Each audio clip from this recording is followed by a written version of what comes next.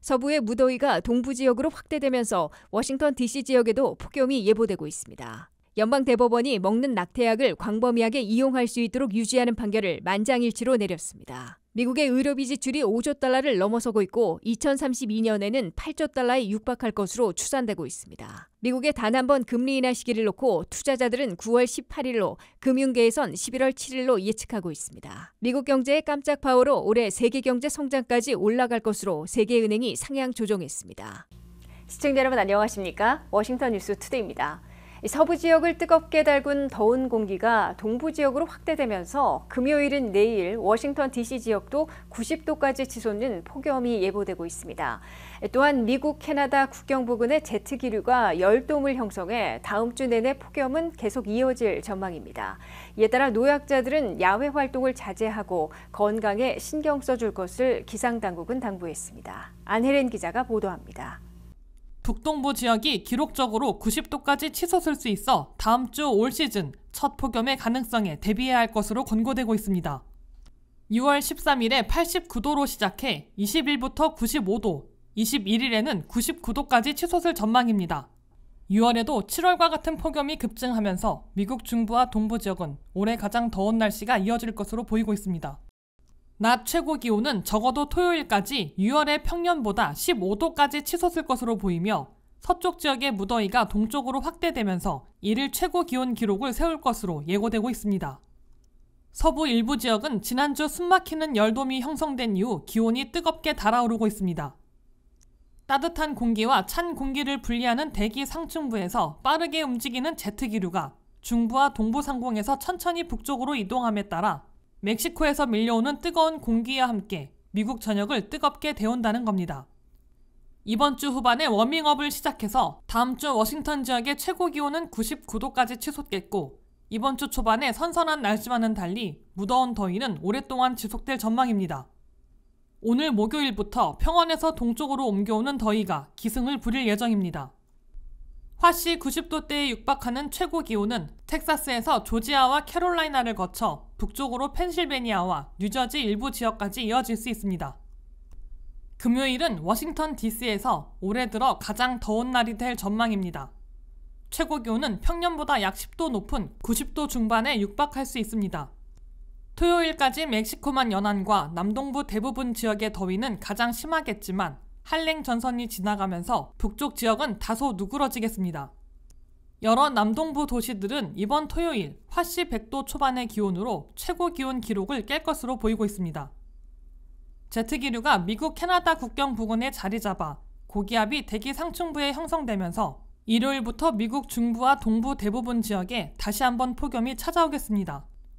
다음 주 초에 열돔이 형성되어 무더운 날씨가 오랫동안 지속되며 본격적인 여름이 시작될 예정이라 노약자들에게는 건강에 각별한 주의가 필요할 것으로 권고되고 있습니다. WKTV 뉴스 안혜린입니다. 연방대법원이 먹는 낙태약을 계속 광범위하게 이용할 수 있도록 유지하는 판결을 만장일치로 내렸습니다. 미국에서는 전체 낙태의 60% 이상이 먹는 낙태약을 이용해 이루어지는 것으로 나타났습니다. 김미영 기자가 보도합니다. 보수의회 연방대법원이 보수적인 낙태 반대론자들의 시도를 거부하고 먹는 낙태약의 광범위한 이용을 유지시켰습니다. 연방대법원은 13일 9명 만장일치로 낙태 반대론자들이 제한시키려고 시도한 먹는 낙태약을 계속 광범위하게 이용할 수 있도록 유지시키는 판결을 내렸습니다.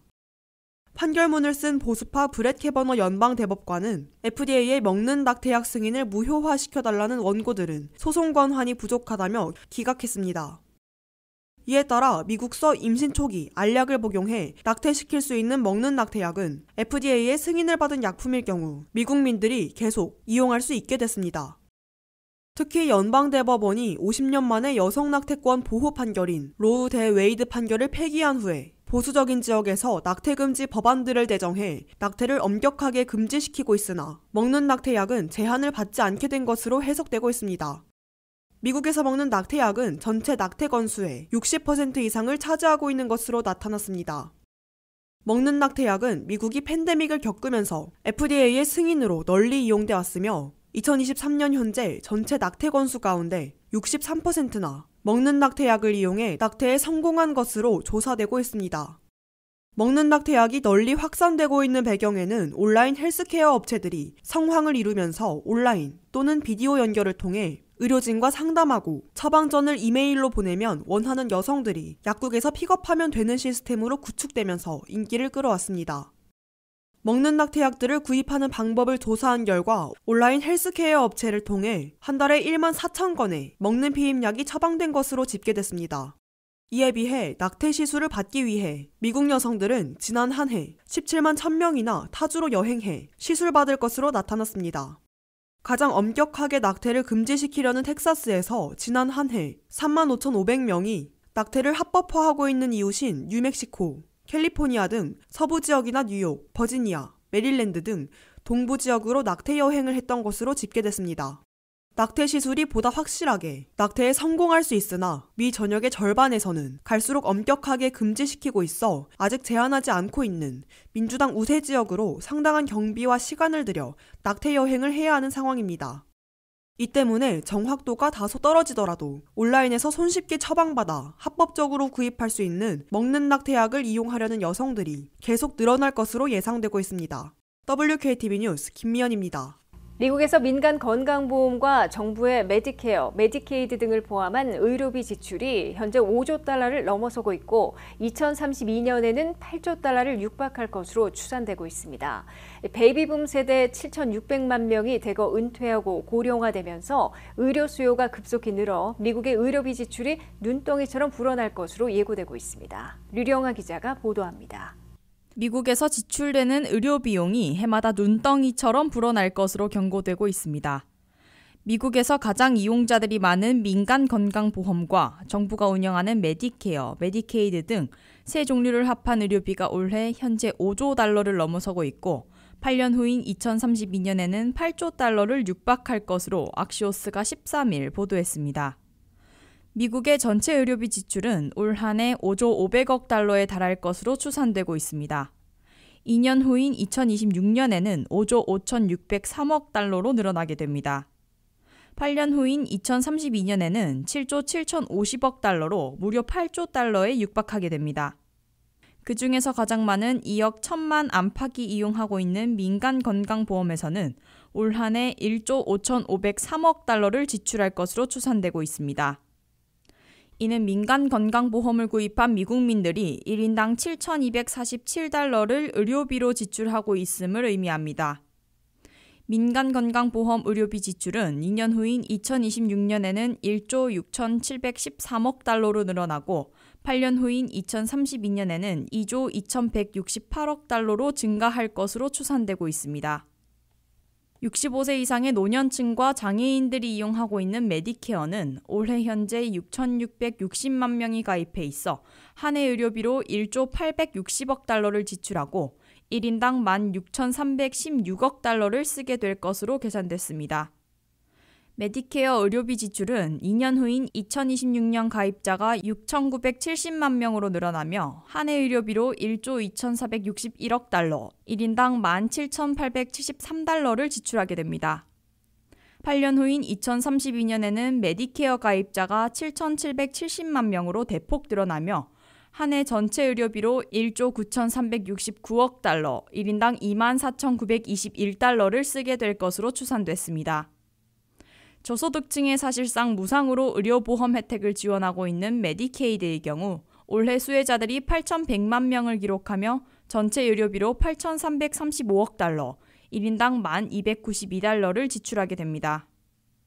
2년 후인 2026년에는 수혜자가 약간 줄어드는 8,070만 명에서 전체 의료비로 9,304억 달러, 1인당으로는 11,500달러를 쓰게 됩니다. 8년 후인 2032년에는 수혜자들이 8,540만 명으로 다시 늘어나 전체 메디케이드 의료비로 1조 3,347억 달러, 1인당 8,540달러를 지출하게 될 것으로 추산됐습니다. WKTV 뉴스 류령아입니다. 미국 중앙은행 연방준비제도가 올해 단 한 번 기준금리를 인하할 것으로 수정하면서 대선 전에 이루어질지 아니면 대선 후일지 언제 금리 인하를 단행할지에 시선이 쏠리고 있습니다. 투자자들은 9월 18일 단행할 것으로 기대하고 있지만 최대 은행 JP모건 체이스 등 금융계에선 11월 7일이 유력한 것으로 꼽고 있습니다. 미국 중앙은행 연방준비제도가 결국 올해 한 기준금리 인하 횟수를 당초 3번 예고해서 단 한 번으로 축소했습니다. 물가 진정이 지속되고 연준 목표치인 2%에 근접하고 있다는 확신을 아직 얻지 못해 기준금리 인하 횟수를 줄인 것으로 제롬 파월 연준 의장은 설명했습니다. 올해 단 한 번 기준금리를 인하할 것으로 수정 예고함에 따라 앞으로 남은 4번의 FOMC 회의에서 언제 단행할지에 관심이 쏠리고 있습니다. 특히 기준금리 인하는 주택모기지, 신용카드 이자율 등 미국민 개인과 사업체의 금융비용과 직결되기 때문에 11월 5일 대선 전에 단행할 것인지 아니면 대선 이후에나 가능할지도 관심사가 되고 있습니다. 앞으로 남은 4번의 FOMC 회의에서 7월 31일에는 금리 동결 가능성이 90%를 넘고 있어 거의 기정사실화되고 있습니다. 올해 단 한 번 기준금리를 내리는 인하 시기에 대해 투자자들은 9월 18일을 기대하고 있으나 미국 최대은행 JP모건 체이스 등 금융계에선 11월 7일로 잡고 있습니다. CME 그룹의 투자자들은 9월 18일에 기준금리를 처음으로 인하할 가능성을 61%로 잡아 동결 32%보다 약 2배나 높게 나왔습니다. 이에 비해 JP모건 체이스는 연준은 과거의 실수를 되풀이하지 않기 위해 매우 신중한 접근을 하고 있다면서 물가 진정으로 가고 있다는 확신을 가질 때에나 기준금리 인하를 단행할 것이므로 11월 7일이 될 가능성이 더 높다고 내다봤습니다. 백악관행 레이스에서는 9월 18일 기준금리 인하를 단행하면 조 바이든 대통령에게 다소 이득을 주게 될 것으로 예상되고 있습니다. 반면 대선 후인 11월이나 12월로 넘어가면 도널드 트럼프 전 대통령에게 이로울 것으로 관측되고 있습니다. 연준의 기준금리 인하는 단순히 기준금리 인하에 그치는 것이 아니라 미국민 가계와 사업체의 금융비용에 직접 여파를 미치게 됩니다. 7%에 달하는 30년 고정주택 모기지 이자율을 내리게 만들어 얼어붙어 있는 미국의 주택시장의 해빙을 앞당기게 될 것으로 보입니다. 평균 24.8%나 되는 크레딧카드 연이자율, 자동차 할부 금융 이자율 등 각종 금융비용을 낮추게 될 것으로 보여 미국민들이 가게 살림이나 사업체에서 실질적으로 이자율 하락을 체감하게 될 것으로 예상되고 있습니다. 미국 경제가 예상을 웃도는 깜짝 파워를 보여주고 있어 세계 경제의 올해 성장까지 올라갈 것으로 세계은행이 상향 조정했습니다. 세계은행은 6월 전망에서 세계 경제 성장률이 올해 2.6%로 1월에 2.4%에서 더 올려잡으며 미국 경제의 깜짝 파워 덕분이라고 발표했습니다. 한면태 기자가 보도합니다. 미국 경제가 냉각 우려를 일축하는 깜짝 파워를 유지하고 있어 세계 경제 성장까지 촉진하고 있습니다. 세계은행은 세계경제 6월 전망 보고서에서 1월 전망 때보다 상향 조정했습니다. 세계은행은 세계경제 GDP 경제 성장률이 올 한해 2.6%가 될 것으로 내다봤습니다.